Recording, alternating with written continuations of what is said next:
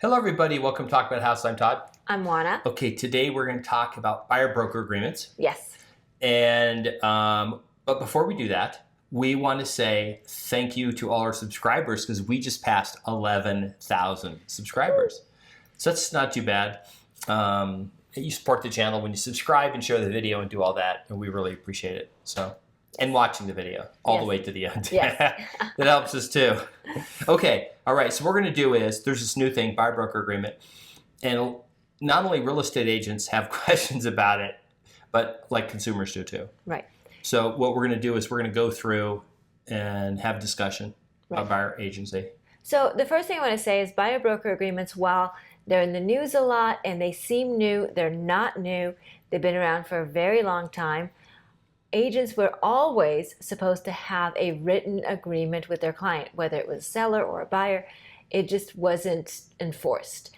Now, because of the Department of Justice and the settlement with the National Association of Realtors, now all agents working with a buyer are supposed to have a buyer-broker agreement.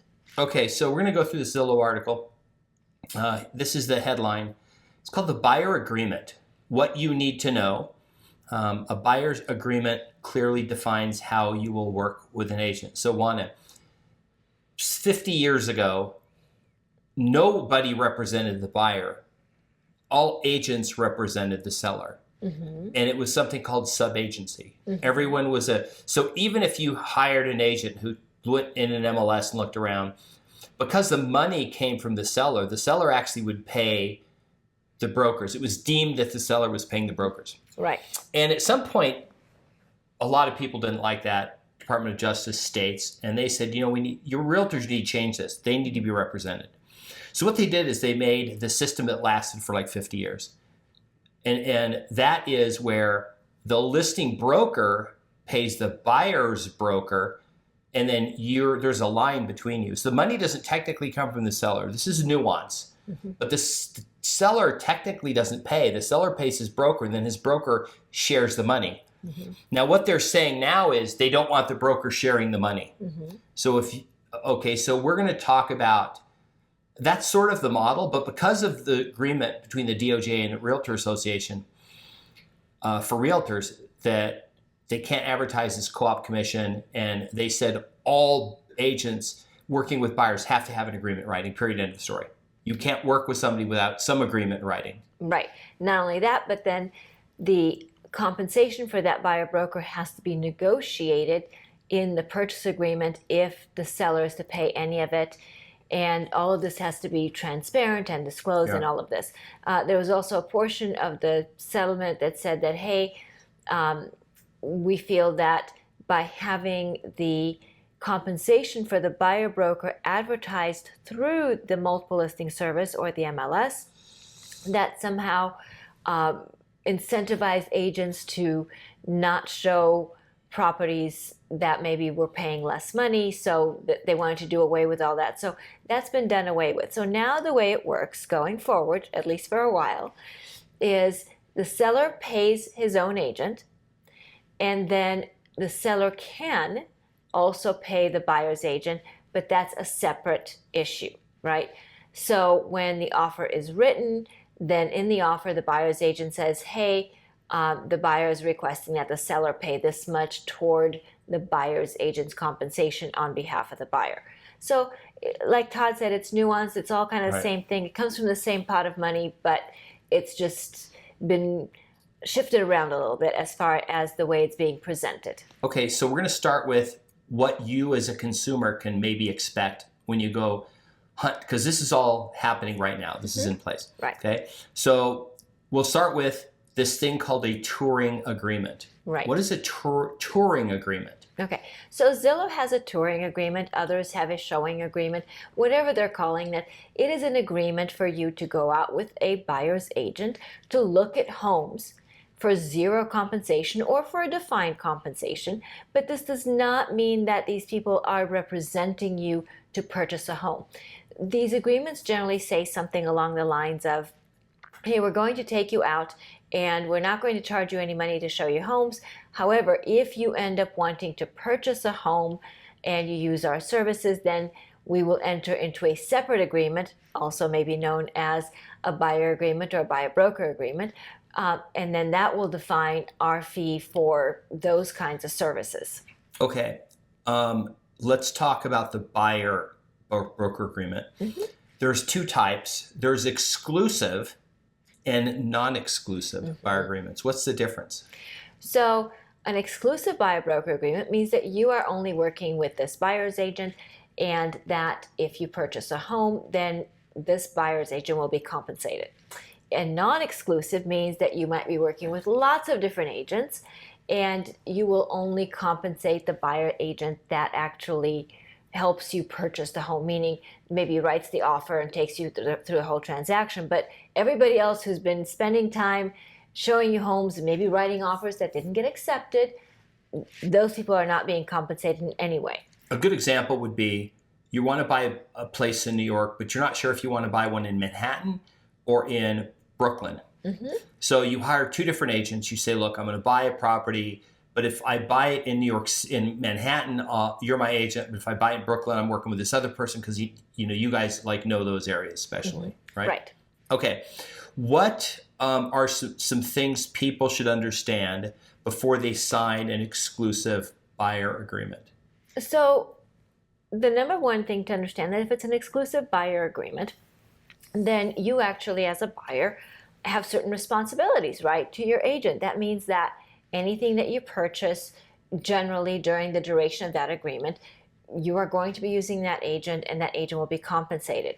The flip side of that is that if you decide to go and purchase a for sale by owner, for example, or if you decide to go purchase from a builder without your agent and your agent doesn't get compensated by the builder, then you still may owe your agent that compensation that you agreed to pay in that agreement. Okay. We're going to talk about some specific elements of buyer agreements. There's up on the screen. You can read them if you want. If you're watching this on your TV, that's even better. Okay. First thing, duration of the agreement. Why does the agreement have to have a set duration? Well, give me an example why you would want it. Right. So first of all, in order for the agreement to be to be binding, it has to have a start date and an end date. In Nevada, we cannot have agreements that are longer than a year. Okay?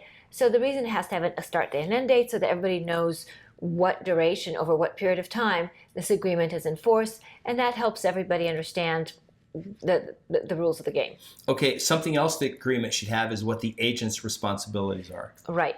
So the agent's responsibilities are going to be things like locating properties, setting up appointments to see the properties, taking you to see properties, writing offers on your behalf, perhaps attending inspections or organizing inspections for you, helping you with requests for repairs, helping you regarding maybe association documents, maybe providing information to your lender, maybe facilitating access for an appraisal, all kinds of different things like that. Okay. Compensation. So compensation, of course, that's the money shot, right, for everybody. So the compensation is very important, obviously, to the agent, because remember, these agents are working on commission only. So they only get paid generally at close of escrow. You can also have other types of compensation. So for example, you might be able to have a retainer or a fee per task, so some sort of a la carte schedule. So for example, maybe $500 to show a property, $2,000 to write a contract, or something like that, whatever that might be. So I'm just giving you examples so you understand what I'm saying. But generally speaking, it is either a flat fee or a percentage of the purchase price. Okay, what about buyer responsibilities or the commitment to the buyer? Right, so the buyer responsibilities are pretty straightforward. That means that you're going to be working with this agent exclusively, that you're not going to go out and work with other agents, because you may owe commissions to multiple agents if you sign multiple exclusive agreements. So this is very important. Other commitments from the buyer side is to obviously be available to look at properties, provide any documentation needed in order to be able to view properties. So let me give you an example. Let's say that you want to go see in Las Vegas a $10 million home. Well, in order to go see that $10 million home, a lot of times you may be asked to provide proof of funds or a lender qualification letter, something along those lines, to prove that you are actually capable of purchasing this home and you're not just going to, take pictures for Instagram. Okay. The obvious question a lot of people are saying, because this is new to the average person, they're like, well, Sure. why don't I just do what I do now, use the agents for free, and then, just tell them, well, when we write an offer, we'll ask them for some money. Mhm. Okay. Why is that probably not going to work? So what happens? So the idea of somebody working for free, obviously that's not sustainable. Okay. So let's kind of start there, right? If you worked for free, how far would you get in life, right? Yeah. So we all work. Just fix my car for free, Right. and then I'll drive it around for a couple months, and if I like the way it was fixed, then I'll maybe give you something later. Right. Well, how about I'll buy your house, but I won't pay you for it? That kind of thing, right? Yeah, I'll just live in it for 2 years, and if I like it, whatever price we agree to, I'll pay. And if the market tanked, I'm moving out because it's not worth it. And if the house is worth $1 million more, I'll happily buy the house and then just immediately sell it, put the $1 million in my pocket, right? Right. So the idea is that, as Todd said, another possibility is you not necessarily paying your agent out of pocket at closing, but maybe having the seller help with that cost. So let me give you an example. Let's say, for the sake of argument, that you've agreed to pay your agent, X number of bananas in your buyer broker agreement. But in your offer to purchase this property, your agent is asking the seller on your behalf to pay off that buyer broker agreement. So let's say, whatever number of bananas you've agreed to pay your agent, that's what your agent's going to ask in your offer for the seller to pay. Now, sellers are still accustomed to paying for buyer's agent compensation. So most of the time, the seller will be willing to pay, if not all, certainly part of it. But we are going to evolve as this goes forward, with the buyers picking up more and more of that, until we get to a point where it will be very customary for buyers to simply flat out pay for their agents. Now, the thing that I want to point out is that lenders have already anticipated all of this. And if you have a buyer broker agreement, you can actually add that cost to the purchase price, so long as you include the cost of whatever you agree to pay your buyer's agent into the purchase price of the property. That actually can be financed. So that's a really important piece, that you actually don't have to come up with the cash out of pocket if you're financing. That can be financed as part of the purchase price. Fannie, Freddie, VA, and FHA all had a 6% limit for total contributions, the percents that you could finance in, and they guess what they raised it to? 9. Right. So they're counting in that you may have to pay your buyer agent. That will just be a cost that gets financed in. Now, a lot of people are saying, well, this is what I'm going to do. I'm just going to search online and then call all the agents individually, and then just have them meet me, right? Well, at the houses, and then is that even practical? Like, if you have 20 listings, you just can't run. You can't be running around showing people the houses. That doesn't work. Like even now, people will say, "I'll send someone on my team," or "I'll send another agent from my office," or just find somebody. But we don't literally. I'm going to drop my whole day and drive an hour to show you a house, right? So this kind of goes back to the beginning of our conversation, that touring agreement or that showing agreement. So the first question is going to be, do you have an agreement with another agent? If you don't, that's fine. We are going to ask you to sign one with us. Okay? Yeah. Agents simply do not have the time to go, show individual buyers all these homes. That's the point of a buyer's agent, right? These are people who are going to curate your list of homes that best fit your needs, your budget, everything that you're looking for, and they're going to take you out and show you all these homes. So that's the point of that. Listing agents are not interested in working for free, and neither is anybody else, really. And so no matter who you contact, one of the first questions that you're going to be asked is to go ahead and sign some sort of an agreement, whether it's a touring agreement, a showing agreement, a buyer broker agreement, a buyer agreement, some sort of agreement. Because remember, the Department of Justice made that part of the settlement with the National Association of Realtors. So we all have to have these agreements signed with buyers. We can no longer take out buyers, period, the end, without an agreement. Right. So the moral of the story is, this has changed For sellers, it's roughly the same. Well, even for sales, it's a little bit different, but yes. Right, but I'm just saying they always sign a listing agreement. Yes. And then they pay some compensation. There was some compensation. Yes. Usually it's a percentage of the purchase price. For buyers, it could be a little different because they're going to have to get somebody to help them, hire them in writing, and then have this agent represent them, and then negotiate as part of the deal the commission for their agent. Right. Right. Right. Economically, it doesn't change anything because I'll just use round numbers.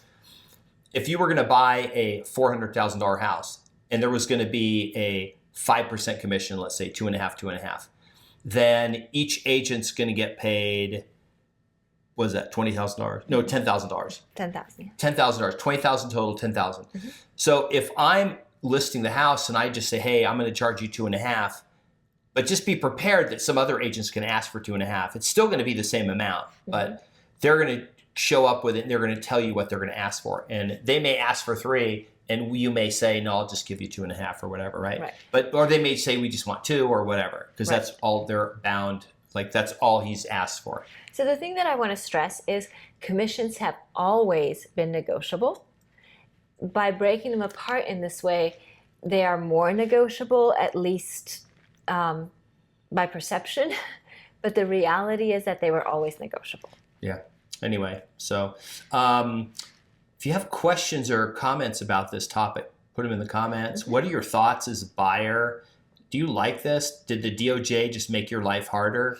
A lot of real estate are super stressed over this because this is a new thing and a new way of, doing business, so to speak. Yes, and so I think a lot of people, because of the old way, it did not put this burden on the buyer. Putting this on the buyer, putting this responsibility on the buyer, I think puts a lot of agents ill at ease because they just feel that this is something that is different than the way they've done business before. And anytime you have change, people have a lot of trepidation over it. Yep. The reality is that a lot of agents and a lot of markets have already been doing this. This is just now nationwide. Yep. Okay? All right. So kind of fun, kind of interesting. Leave your real estate related comments below. We appreciate them. Remember to like the video, subscribe, hit the notification bell, share the video. And if you're interested in purchasing a property, please reach out to us and we'd be happy to help you. We'll see you on the next video. Bye. Bye.